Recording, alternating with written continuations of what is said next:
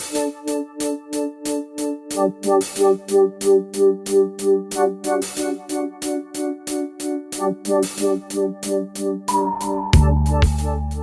are back with the Following Your Gut podcast. Today, I don't even know how to define the parameters of conversation that Dr. Kessler and I are going to get into. I should say, first and foremost, Dr. Kessler, welcome, because I've been wanting to interview you for quite a while. And very recently, we got reconnected over a webinar that we found a lot of synergy on. So thank you for being here today. How you doing? I am doing fantastic, and I want to thank you for inviting me.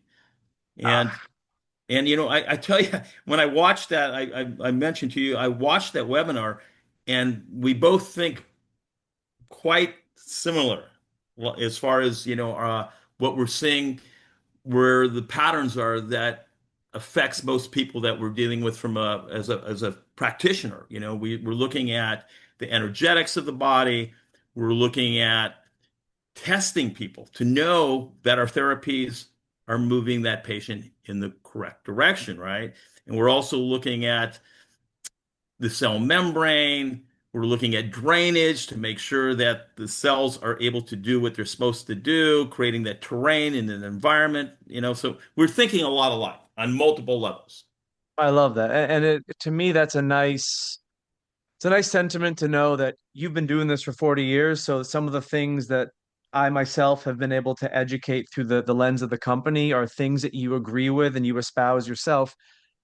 I wanted to introduce a rough idea in terms of educating people on your background in bioenergetic medicine, but I want to start with your story first. Like, what has gotten you to the point where you're able to understand cell membranes and DNA transcription and modifying things on a physical and an energetic level? What started the story of Dr. Michael Kessler? Well, that's quite a quite a story here. We have to start with I'm similar to you in the fact that you started your journey with athletics. Mhm. My journey started with athletics. I was training for the Olympics in judo, and I competed since I was 6 years old, was always banged up, and I had an interest in performance, Mhm. obviously, because when you're competing at that level, you're trying to eat right, do all the right things. And so I said, well, what am I going to do when I grow up that's tied to this whole thing? So I went to chiropractic school. And when I was in chiropractic school, there were a few folks there that they were older than me, had a lot of wisdom, and they mentioned something called German biological medicine. And so I go, what is this German biological medicine? So they sent me to this guy, Kimchi. I don't know if you know Kimchi. The only She's a Vol kimchi I know is in my fridge, and it's Yeah, delicious. yeah, that's the good kimchi. That's a good kimchi. This kimchi and a guy named Scott Moyer, they used to work for the Occidental Research Institute. So that Okay. was the big organization back then if you wanted to learn German biological medicine. So I went and they did all this stuff with me. They did Vega testing, where for those that don't know what that's a bioenergetic testing, where they're testing a meridian on the finger or one point on the finger, and they're introducing different homeopathics to stress the system. Basically, what they're looking for is the head of the causal chain. What's the most toxic organ? Okay. They're looking for where things what's really creating. At that time I was in school, so I was stressed, had some gut issues. What is creating all this stuff? So they were testing me. They looked at my blood, dark field microscopy. They did a test called SEG, where they would actually put electrodes on the body and put different currents in that stress the physiology of the body, stress the bioenergetics really of the body to see which area doesn't compensate. So it's called the SEG. And they would say, okay, so it's the gut. That area is not compensating. It was very cool stuff. They did Chinese tongue diagnose. I mean, I was there for 2 hours. I Just in the was, intake process. that's right, Yeah. highly impressed. I go, this is what I want to do. This is really cool stuff, right? So it led me to take courses from Occidental Research Institute and learn from all these other amazing practitioners that were out there. I mean, so it was a progression while I was in my practice. So then finally I got out of school. I had the sports medicine practice So honestly, it was a little boring because my brain is a little more expansive. So I started incorporating all these other things. I was learning from all these other teachers. And, I've been doing this for a long time and I'm learning. You're going to learn from if you love this stuff, which I know you do, Roland. It's a never-ending process, right? So then I started to go, well, how can I help these practitioners out there? And I started creating technology. So this takes me on this. I met this guy, Dr. Javed Kermov from Russia, at a conference, and he showed me this really cool technology called, what you have, the Dynamica. Hmm. And I go, man, I got to have this for my practice. And the more I thought about this, I I wanted to bring this to this country. And so it was 5 years later, we brought the units to this country and we started to train doctors and translate it and do all this stuff. And over time, I thought, you know what, this can be improved. This could be a much better system. And so we started to improve so to go backwards a little bit, that's heart rate variability for those who don't know does everybody here know what heart rate variability is? I think it's good that you give your own personal definition just for people to hear your perspectives, having been using it for 30, 40 years. Yeah, so it's going to be able to show us how well that person can adapt to stress and how resilient their nervous system is in response to life, in response to everything that goes on, including, well, I'll backtrack a little bit. There's two parts to heart rate variability and how we get those numbers. One is called the time domain. So you got an EKG, and it takes about 5 minutes for us to run that EKG. And it's measuring from one contraction of the heart to the next. And it measures something and measures in milliseconds the time between each of those particular what we call R waves, the little peaks you'll see on the EKG. Okay, and what you want to see is not like a metronome. You want to see that change. And why do you see that change? Is because it's controlled by the autonomic nervous system that regulates most of your organs and glands without you thinking about it in response to life and stress. That's two branches, the sympathetic and parasympathetic. We'll go deeper, but they're one's speeding up the heart, one's slowing down the heart, and they're creating like two sumo wrestlers. You're seeing that change in the time domain. And people always go, and when we talk about heart rate variability, we're really talking about two particular statistical values. SDNN, standard deviation of normal to normal beats, and RMSSD. The SDNN, the higher that is, the more robust and dynamic that heart rate variability is, and how well you're going to respond to any stressor, right? And it's like driving a car, and you're driving in this really windy road. Can you handle that turn? Oh, I took it too fast. I'm able to accelerate when I need to. I need to change when I need to change. And that's what the nervous system is doing unless it's low. And the SDNN is a great prognosticator. It will tell you if you're treating serious illness like I do, if that number is dropping, it's not a good thing. If the number is going up, that's a good thing. If your therapies are working really well, that SDNN is coming up. And the RMSSD is your recovery, repair, regeneration, to make it short, to give the short version. And you want to see that coming up as well. So that's the time domain. Those are numbers you're looking there. But my favorite is the frequency domain. It's That's a little mainstream. secret, actually, Yeah, because most people don't know that true heart rate variability, from my understanding, has to be a frequency domain. that's right. And that's mainstream medicine's attempt at frequency medicine, really. So we break that EKG, that signal, by a mathematical formula we use called fast Fourier transform. And that breaks it up into high frequency, low frequency, and very low frequency. Okay. And the frequencies, you can see it because it's real visual on our system. It's a pie. And you can see, from looking at the color, like for example, if the red part of the pie, which we haven't talked about yet, that's very low frequency, that's your HPA axis, your hypothalamic pituitary adrenal axis. And our sickest people, it's mostly the biggest part of that pie. And so those are the people that it could be metabolic syndrome, it could be problems with the renin-angiotensin system and their blood pressure control, but a lot of times it's the limbic system that influences that part of the brain. So it's that old stored memory of something not good that happened to them a long time ago. PTSD, anxiety. Toxic memories, emotions, things of that Yeah, it's nature. all there. And we deal with that. And we'll tell you how we deal with that in a minute. The Okay. low frequency range, which we talked about, everybody thinks it's just sympathetic dominance. No, it's parasympathetic and sympathetic, but more importantly, it regulates. It's regulating blood pressure basically through the baroreceptor reflex, I would and also look at actually, it as a rate of utilization of resources versus yeah, accumulation of resources for people. that's right. That's right. Yeah. So a good example of that is somebody in midlife will have a high LF because they're raising kids and they got to have the gas pedal down and they're working a job and they have to have that gas pedal down. So in midlife, you'll see a high yellow pot. You just got to make sure they have enough green to offset that. That's the parasympathetic regeneration, right? So they got to have the resources.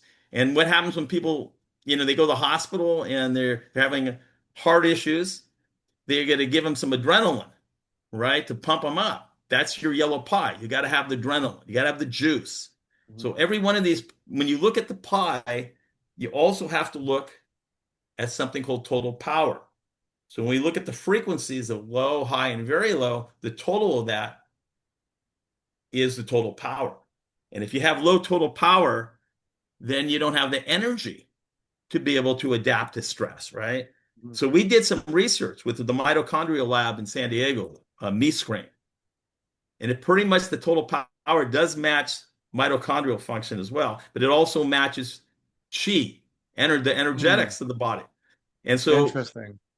yeah, it's even more interesting. We could break that LF, HF, and VLF down into the Ayurvedic science. Yellow would be somebody who's in fight or flight. Usually, they're also Pitta in Ayurvedic medicine, tendency for digestive, issues, and on and on and on. The VLF is your Pitta, excuse me, is your Vata person. So the Vata person, they're dry and cold inside. They're air signs, so they're in their head a lot. They're asking Yeah. questions, and their brain doesn't stop, right? And and the green part of the pie, which is the kapha person, more phlegm issues and those kind of things. We could break that down into Chinese medicine. What's deficient, what's excess. We could even so we haven't put everything in there just yet because this has been years, but we also can figure out the different Chinese conditions, if it's a damp or hot condition, those kind of things. Well, I want to back up just a little bit here for a quick moment, just to give people context. Because what we're talking about right now is this HeartQuest device that you mentioned in your story that you brought over from Right. Russia to the US. And it's, I would say, from a clinical perspective, and I would love to get into this a little bit more in terms of understanding the uses and the utility of how you frame it, probably the best overall non-invasive way to screen clients. Or if you are someone who is interested in managing your health, it's a great way to track. It's kind of like an Aura Ring or a Whoop on steroids in terms of Right. its what Yeah. it's gathering. Um, but in saying this, within your story, this made you realize that there's so much out there beyond the classical medical model that interested you. And it pushed you into this world of bioenergetic medicine, of which biometrics are a huge part of gathering information there. Why do you think the medical system, in and of itself, nowadays has bred the rise of functional medicine at the detriment of something like bioenergetic medicine? Because it's closer to what their model is. I mean, they can understand biochemistry. They're not really looking at the biophysics. To them, that's woo-woo, which is Okay. completely insane. Could you define in your own terminology how you relate to the concept of biophysics? Like if you had to explain it to a 6-year-old, what would you tell them it is? That's a real good question. Um, you know, that that's a damn good question. as far as talking about information, information Yes, medicine, thank and you. so Energy and information are interchangeable terms yeah, in this world with me. yeah, I was so curious, and I know I put you on the spot there, so thank you yeah, for being a good sport. yeah, yeah. It's the information that is going on within the physical tissues, but it's a non-physical form of information as energy. Does that make That's right. sense? Yeah, it does. It does. If you and there's a really good video that's on YouTube called "The Physics of a Syra." And Correct. if anybody here gets a chance to watch that, we actually go into some depth on that.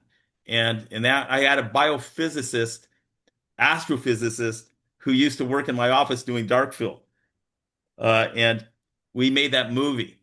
If you get on there, it kind of goes into explaining physics, explaining how the body changes, what you're talking about as far as information medicine. That's a Mhm. huge topic. But what I think is really missing, and we discussed that together in functional medicine, is this information medicine, right? That's a good way to call it. And I'll tell you, my jaw drops every day when we test somebody. Now I couldn't explain this, but I have an idea, but we just know it works. There's a lot out there that works, and we don't exactly know completely the science and the physics. But if I take somebody and I have their hair and their saliva, their blood, I put it on a little plate that amplifies the signal. Okay. Then I have a bunch of these test kits that I can say represent viruses, bacteria, parts of the brain, whatever. And I can test that specimen that represents that person and muscle test that out and get amazingly accurate information. And my jaw drops because we do it blind. I don't influence the test. So when I'm testing, like these are filters in here that represent viruses, bacteria, yeast, whatever it is. When I test that, I could tell you if they have a specific disease, for example. I don't know what that is, or my wife knows what it is, and we test it.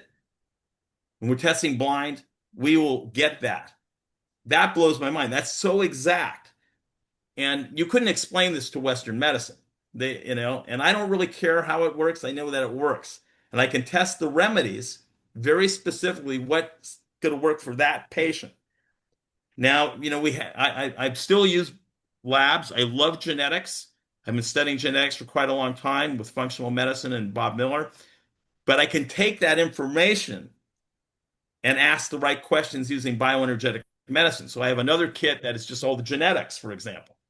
Well, they can't, they have a problem with, you just talked about it last week. Nerf 2 showed it weak. So maybe they have a problem with Nerf 2. Then I think about, okay, is keep one, which is another, going into the genetics, holding that back? Is this happening? And I can go through my framework and I can actually muscle test that out, my premise, to see if that's what's doing it. Sometimes I'm wrong, sometimes I'm right on, but less guessing and less money that the person has to put out for lab work, even though I still do lab work. Now, I still do genetics and lab work, but at least it helps me to focus down. And then guess what? I have their HeartQuest and I go, okay, I'm going to put them on Therazyme for a month. I have a baseline and I have them on drainage, which we haven't even talked about, to open up all the organs of elimination that you've been talking about. And then I go, is this moving the HeartQuest readings in the right direction? That's kind of how I work. Okay, I'm gonna attempt to round this out because what I just heard you say is that you have the ability to take the specimen of a client, an individual, Right. saliva, hair clippings, it's a piece of Yeah. them, right? Yeah. It's a And it holographic holds imprint. a signature of their information as Yeah. energy. You can take that person's energy and you can test it against a series of analyses that Yeah. will allow you to gain insight as to, through the lens of bioenergetic medicine, where the issues might be, where the That's right. excesses, the deficiencies, the drivers of these problems. And then you can go a step further and find a remedy that resonates to balance out this person's issue to activate their body's ability to self heal. And if you see this person, you can use your diagnostics in the form of the HeartQuest to get a baseline of how their regulation through the nervous system is choosing to operate their physiology. And then you can see, is this getting better with my intervention or is it getting worse because I, the practitioner, made the wrong decision? And that, in essence, is practice of bioenergetic medicine. Do I have that half decently? Better than I could do it. That was fantastic. That was great. That was great. Hey. And we just added a couple things into that picture. So in the heart quest, because we want to know a couple things. We want to know how much we can push that patient to. So if that person tests on the heart quest and their heart quest is actually pretty crappy, it's pretty bad. They can't adapt, and we know that we have some other questionnaires and some things we give them. Then we know there's a high emotional load. So the two together, high emotional load, nervous system can't adapt. We're not going to throw the kitchen sink at that person. We already know that we have to go gentle. So we know that we're going to probably give them some what we call gentle drainage to open up the organs of elimination. We know that we're going to probably give them some emotional things to do. Maybe that's uh, the Stress Buster Kit from BioResearch, which is an amazing group of remedies combined to help somebody, with the psycho-emotional aspect, but also give them a little boost of energy, right? Without, we just got to watch that they don't do too much when we give them energy. Sometimes they'll do too much, and and they'll push the body a little bit. And I said, no, no, back down. This because you have more energy. We don't want you to do more. But anyway, so we may do those things. We use remedies out of Germany at that point that are also extremely amazing, called Reba remedies, developed by Dr. Banis out of Germany, who worked with, I think it was either Schimmel or Voll. And it must have been Schimmel who developed the Vega test in Germany, which is the whole German revolution that took place over there in bioenergetic medicine. And they developed some amazing things. And they developed this one test to find the head of the causal chain, the Vega machine. And they would always find that the toxins that were affecting that person. But this guy Banna said, no, no, no. It's the psycho-emotional stuff is above that. And so they were testing Bach flowers to see if they could balance out the system with that, but they were too weak. They weren't strong enough. She spent years developing these remedies, which are the Reba remedies. And so we test which chakra is blocked and what the conflict is that's blocking it, the specific conflict. So each one has several conflicts we test. So I'm backtrack on this for you. You measure the heart quest. You see that there's a high emotional load. You see that they're not really strong enough to throw the whole kitchen sink and detoxify them. Then we got to do some drainage. We're going to find the right emotional remedies and some things to build resilience in their system. And maybe we want to work on their digestive system, which you guys have amazing products to do that. And maybe that's stage one. Maybe stage two, we look at the heart quest and they're in quadrant two. Quadrant two, we go, okay, what's going on here? Quadrant two, they have really good heart rate variability. They can adapt, but they have a high emotional load. So maybe we'll deal with that, giving them, working more on that emotional component we just talked about. And maybe if you're a chiropractor, you do you do neural emotional technique or one of those techniques. You add in the rapid eye movement and top of that, or you can stack the deck and work in that realm. We could keep going. We could talk on this for Yeah, a no, long time. this is fantastic. You mentioned something that I think, to me, it's an interesting perspective because in the bioenergetic medical world, Right. there is a perspective of the person, and it's not just a biochemical meat suit, right? So we're talking first and foremost, it's a field of information. It's an energetic being, Right. and in addition to the fact that there are these physiologic problems, there's also the psychological and the emotional component. And what's very interesting is very recently I went to a conference in Seattle, Washington, and I did a bunch of interviews of the speakers at this conference. And the thing that they all mentioned in their focal points of their specialties or their expertise is the importance of the emotional side, the psychological well-being of the person. And what you're saying is this bioenergetic practice looks at this as a primordial thing, right? You can't heal in an environment that is conducive to illness, and mentally unwell or psychologically, emotionally unwell states affect the physical body. We know Chinese medicine has figured this out with a meridian system, the organ-based meridian system. We know that the doshas in Ayurveda have, if your constitution is out of whack, all aspects of you are going to be out of whack. So why I'm saying this is I'm becoming very encouraged by the fact that in the world of non-allopathic health practice, people are starting to see the import of the emotional side of things, because you can't stool test trauma. You can't, I like organic it. acid test pathological thinking patterns. And what you also said that I think is a beautiful statement that everyone needs to hear is, if you have someone who's in high physical stress, and I deal with this with clients all the time, like they want to fix their problems with a stress-based operating system. Like, I want to do this, I want to do this, I want to add that. Like, no, no, no, no. The reason that you're unwell is because of your current default programming of, you don't drive by moderating the gas pedal. You either slam on the gas pedal or you slam on the brakes.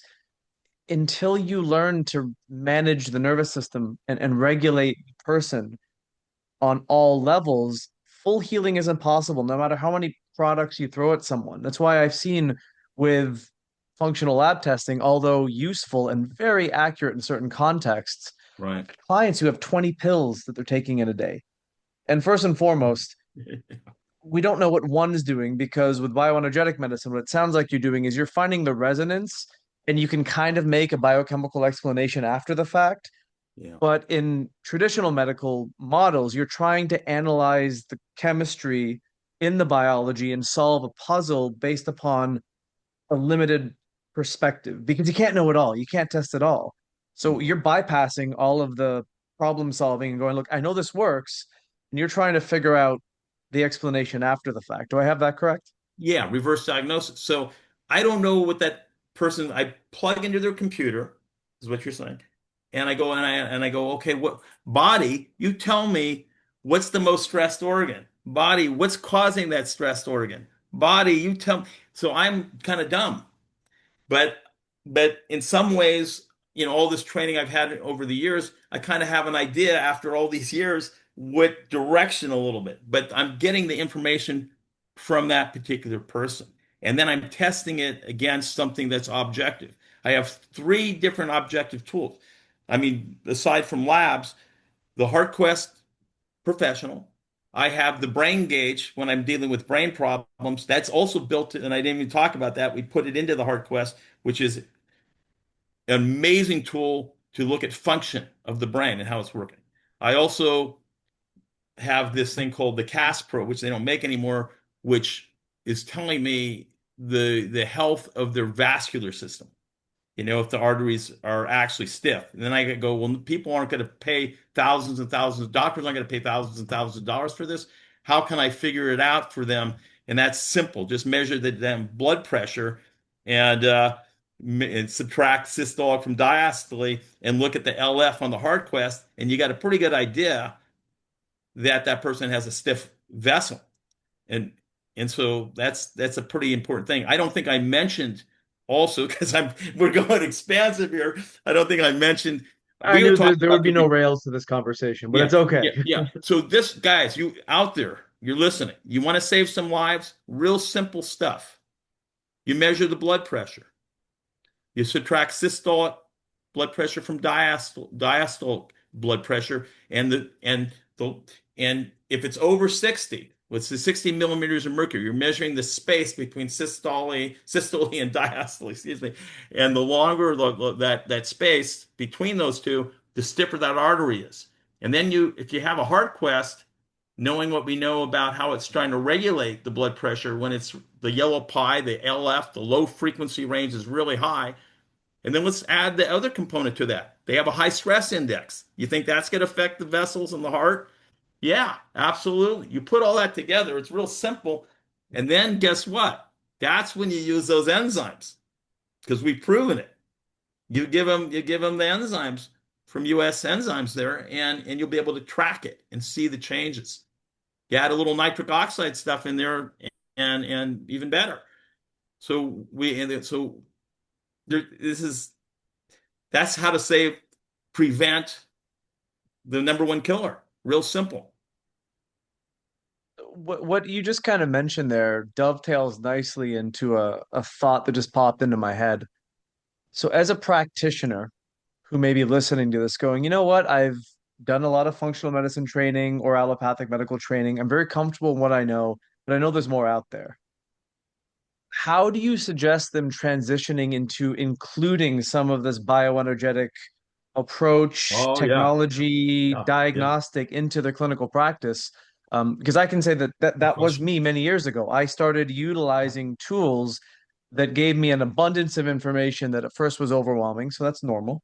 All right. You need to be overwhelmed. I mean, the first time you swam, you weren't a fish. You were like freaking out with your water Right. wings on, but eventually you relaxed in the water and you realize how to work with it. So, how Okay. would you suggest to a practitioner listening to this right now? Here's a great way to start investing in some of this and bringing it into your practice and why. Okay. So let's just pick one subject. So we're talking about cardiovascular health. Okay. So you run your normal functional medicine test. You look and you say, okay, they have a high asymmetrical dimethyl arginine, so they can't make nitric oxide. That's a lab test. You can run it. You can look at genetics and run that. You can look at genetics and see if they have something called Nossen coupling. They can't make nitric oxide. You can look and see from genetics and lab tests.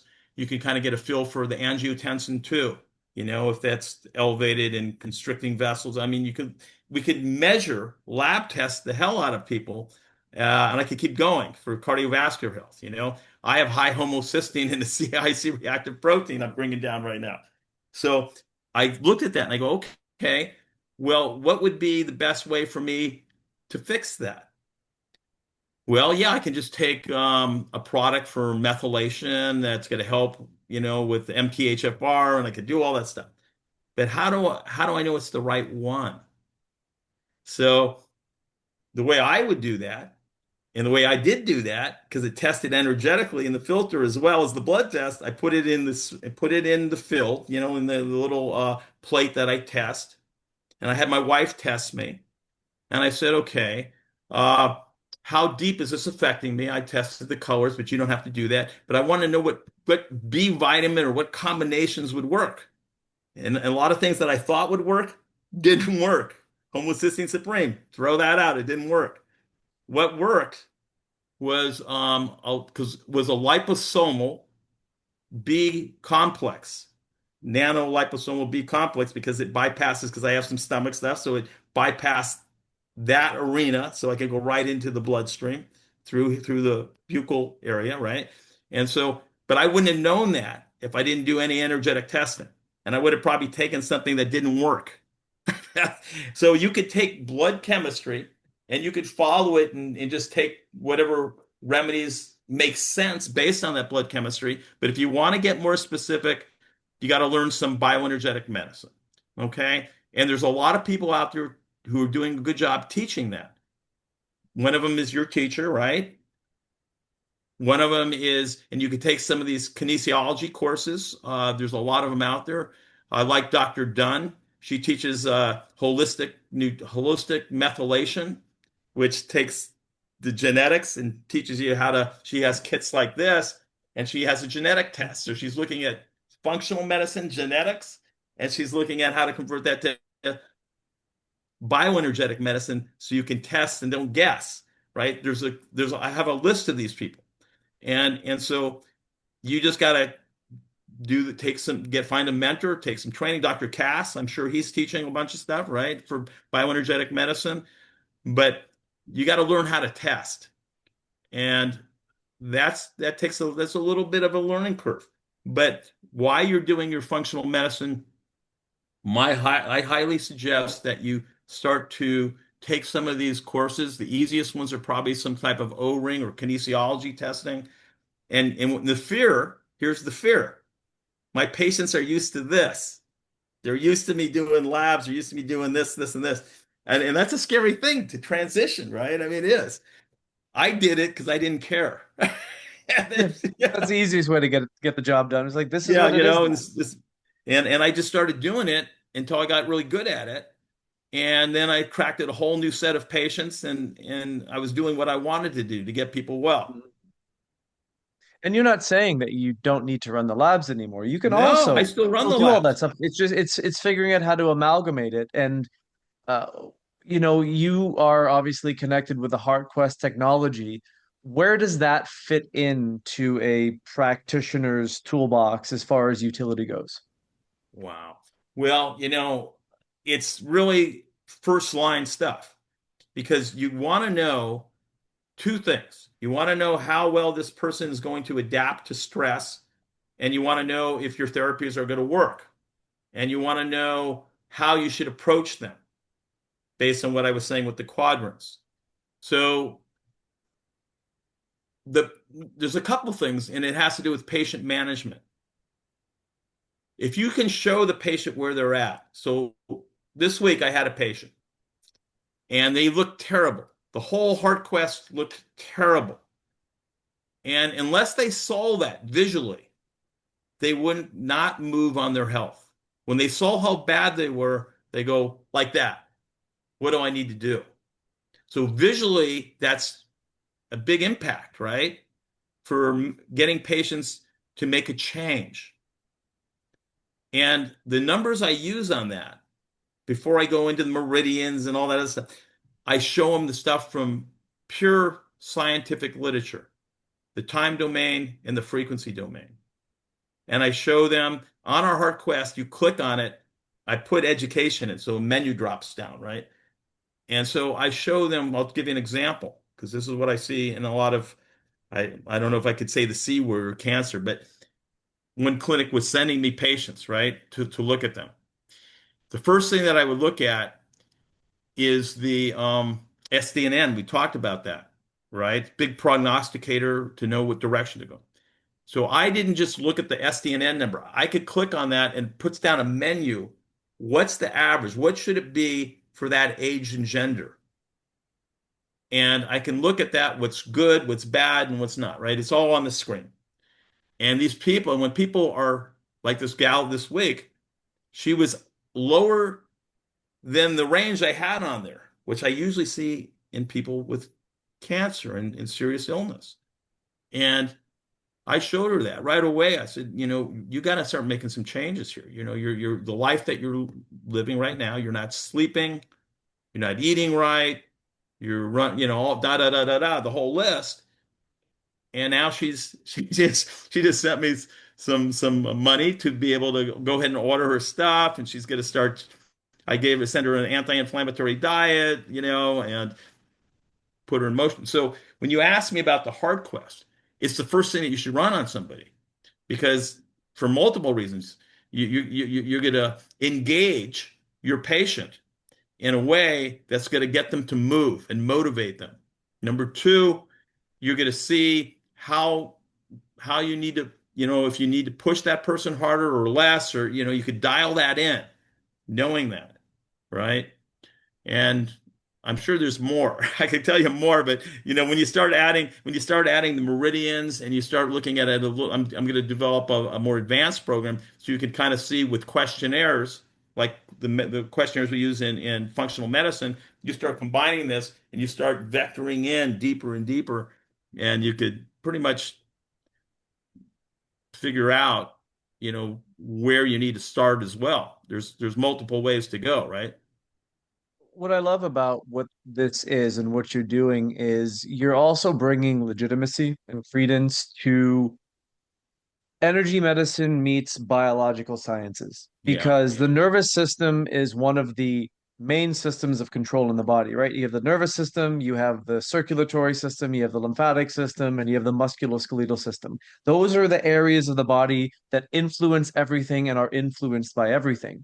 So most people never get a good assessment of the overall 30,000 foot view of how someone's body and its physiology is regulating itself. right. So I love that you're promoting this as a tool that's also very easy to use. Like someone Yeah, sits down for 5 minutes, you put some wrist clips on them, and you just try yeah. not to talk to them and just have them sit there and breathe.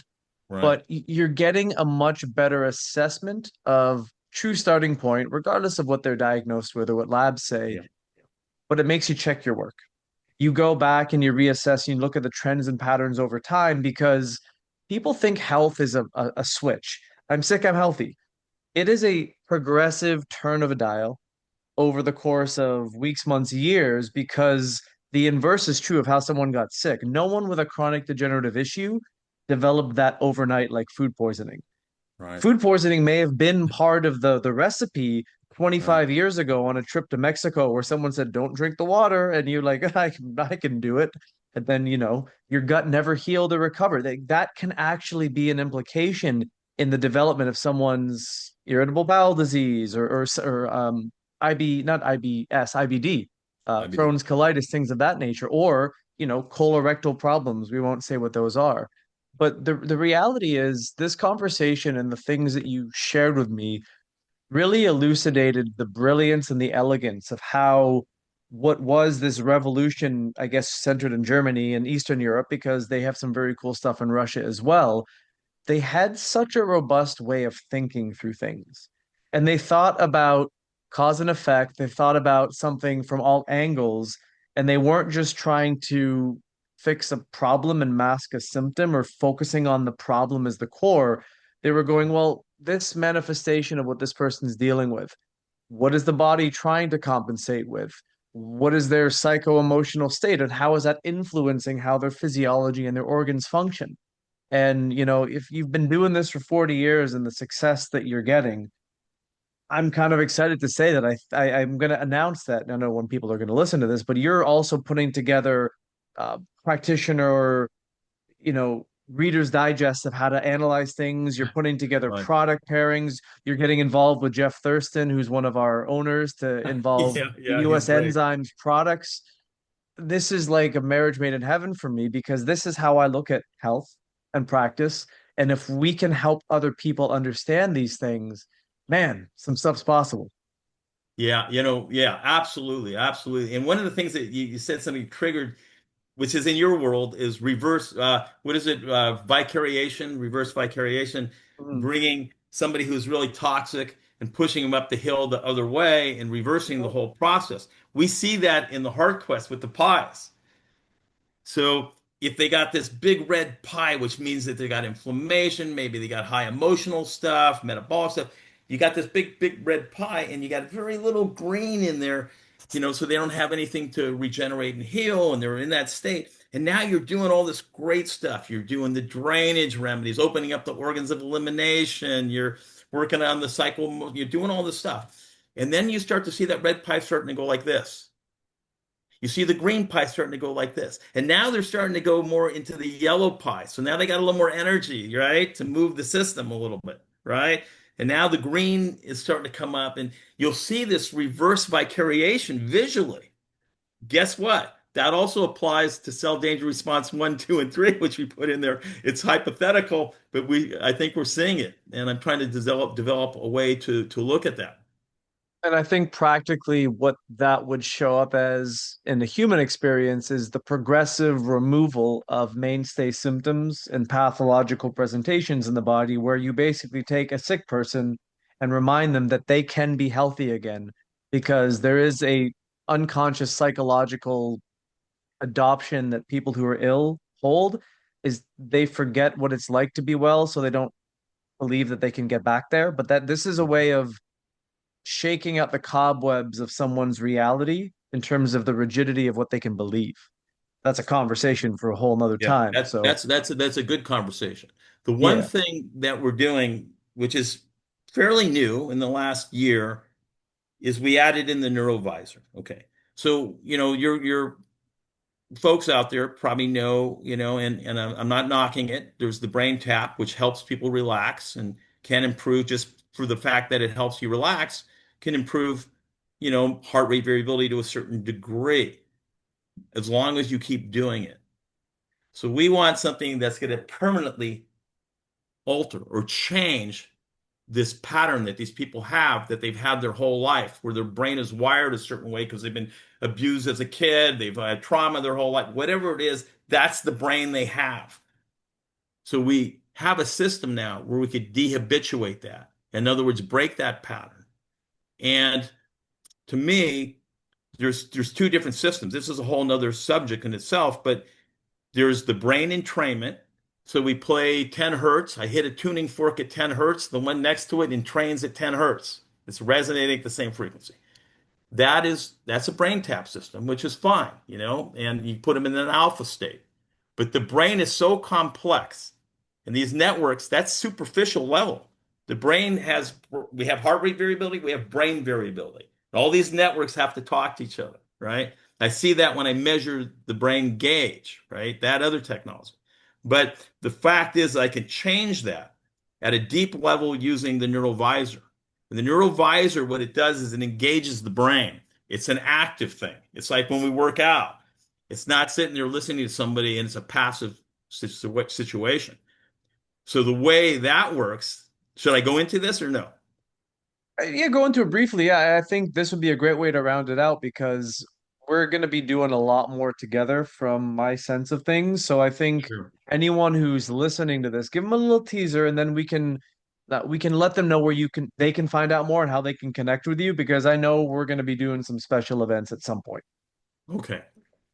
So the neural visor is pretty wild. It's kind of a fun experience. You got this little thing comes out here in front of you. Your eyes are closed, but you're going to see like it's kind of like psychedelics, right? Like you're doing an experience. Okay, I'll put it Yeah, that way. you're going to have an entheogenic Yeah, experience. yeah, Yes. that's right. That's right. And then you got the headset on, right? So from the sound, it's doing several different things. It's throwing the brain off a little bit because it's got binaural beats, pink noise, white noise. I could keep going. It's throwing the brain off a little that way. The visuals, the way it's strobing, the intensity, the contrast, and it's also like EMDR, where the light's moving side to side and up and down, and the brain is expecting something and it's getting something else, and it's engaging the brain. And when you do that, you create new neural pathways. You're improving neuroplasticity. So it's taking the science that we now know how to create that neuroplasticity into the system.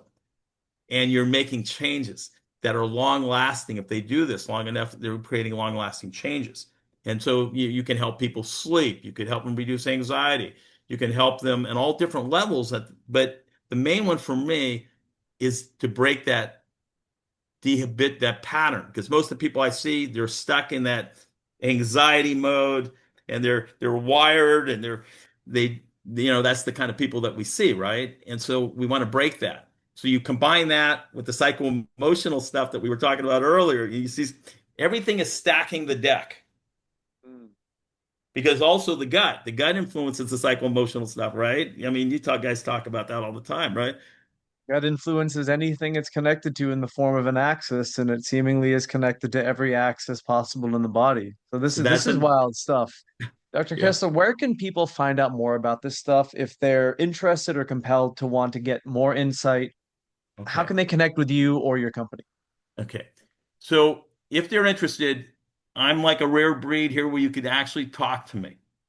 You You don't could seem to call. like to talk at all, so I'm sure Yeah, that they I wouldn't hate have much to talking. say, I right? hate talking. So you can call me. I'll kind of give you the number, or is that, just We can link to it in the show, or we can link a form of contact. Yes, absolutely. okay. I'll give you two things. I'll give you the number. It's 415-646-6112, or you can go to my email, drm Kessler, Kessler, at sbcglobal.net. Or you could go, my wife just made a new site. We have a bunch of sites, but you can go there and watch a few videos there. It's kind of cool. You can go to brainbodysync.net. Brainbodysync.net. And you can watch, there's a few videos. I'm going to be putting more videos on there, and those are free, and there's great information. I'll probably do the one on drainage and throw it in there, and the extracellular matrix, and I'll throw in probably the one on the cell danger response too. But there's a lot of information there. That's a wonderful background. And I mean, this, I want to call it a practice, but bioenergetic medicine really is a nice marriage of art and science. It's a very elegant perspective. And Yeah.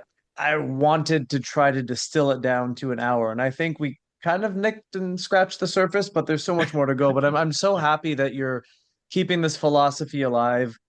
There is a saying that basically paraphrases that everything that's old is new again. I'm hoping there's a resurgence and an interest in this way of practicing because it really is the most powerful way to affect a client holistically in terms of quality of life, remediation of things, getting to the real root cause on a multitude of levels. So, Dr. Kessler, thank you so much for sharing background story, information, practical applications, insights, a little peek into the world of the cool technology that you found and you've really refined for the Western market. We'll definitely be seeing some more of you. So we appreciate everything that you did for us today. No, I want to thank you, Roland. You're fantastic interviewer because you have the insight. You not too many people have the insight that you have. I'm so Appreciate that. excited to meet you, and I get to see you in a couple of weeks. Yeah, we're going to be speaking at a conference together. The dinner out that night is going to be the nerdiest conversation ever, and I'm so excited for it. See, like if you want to go down, everyone bring your propeller hats kind of stuff. So I'm really excited for that moment. Cool, cool. Anyway, I want to thank everybody for listening, and we hopefully will do this again. Absolutely. I think we kind of have to because people will probably want to know a little bit more. So, guys, thank you so much as always for your support. Please do like, subscribe, and share this information with anyone that you feel needs to hear it or see it. Post the video, and we'll see you next time on the Following Your Gut podcast. Take All care. right. Take care.